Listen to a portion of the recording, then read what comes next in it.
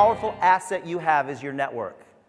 It's important to meet and know a lot of people, but it's not as important as the relationships you build with the people that you do know. You always want to be expanding your list. By the way, Kathy Ireland's a lot taller than me, isn't she? Your ultimate goal. By the way, these answers are not going to pop up on your screen, so you'll have to write them down if you want them.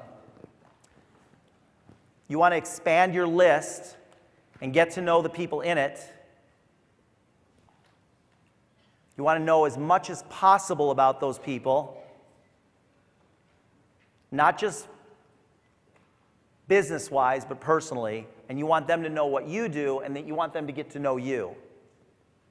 It's almost cliche in our business to say this, but I've got to say it. Number one, they must what? They must like and trust you. As simple as that is, most people operate their businesses in a way that will not allow people to like and trust them. If you go for the throat, whether it's from a lead or from Facebook or from someone you know, they're not going to like and trust you. They must know what you do. That's number two. They must know what you do. Number three, they must remember you. You got to do things that are going to allow people to remember you. If you talk to them one time, I'm going to tell you right now, most of my business from both companies, most of my distributors and customers came as a result of people that didn't sign up with me right away. And if you talk to them one time and you don't have a way to stay in touch with those people, they're going to go away. And they'll go with someone else when the timing is right. Most of the people don't sign up with you or are negative typically because the timing's not right. And most of the time they don't tell you the reason why they're not signing up with you. And number four, probably the most important, is they must know that you what about them? Thank you. They must know that you care about them. So I was on the phone with a guy named Ray who I signed up in the business. And Ray, I was getting ready to leave on a 2-week trip, and I didn't have time to train him. And so I said, Ray, the only thing I want you to do is I want you to make a list of 100 people, which he said he could do.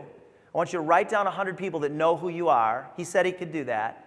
He said, the only thing I want you to do is to call each one of them and tell them that you were thinking about them and you were just calling to say hi. He goes, wow, that sounds a little weird. And I said, Ray, seriously, that's the reason why you're not successful. Seriously, because he was struggling. He's been struggling for years. He's in his late 40s.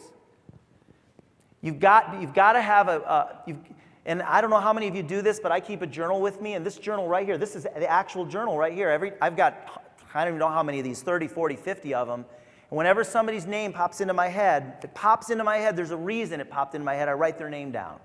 And that's my prompting to call somebody and tell them I'm thinking about them and just to say hi, to see how they're doing. A lot of times I don't get them. I just leave a quick message. Every day I call 3 to 5 people just to check in. Some days I don't because I'm on an airplane or something, but they're in my list, and while I'm driving, I'm going to be calling them on my hands-free. And I'll tell you what, if you do that without an agenda, if you continue to add people to your list through the people that you meet, and you show that you care about people, it will be very easy for you to approach people about the business. The glue that will make your income stick are the friendships that you build along the way. If you don't have those friendships in your organization will have no heart.